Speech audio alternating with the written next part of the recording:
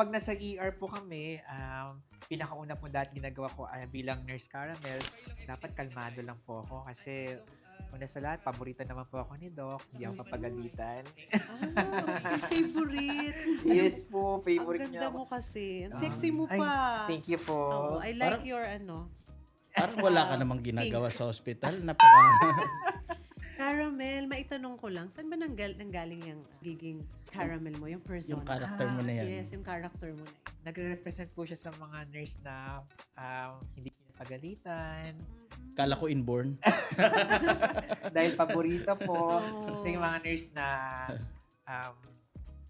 halimbawa pag may mga pasyente, parang chillax lang po kami. Ganon. Kasi siguro maganda. Oo, ganda-ganda mo talaga. Pag darating sa hospital, imbis na mag-work, magbe-breakfast muna. Oh, makeup. Makeup Oh, you woke muna. up like that. Sa Importante. ganda mong yan, parang wala kang pasyente. Oo nga po.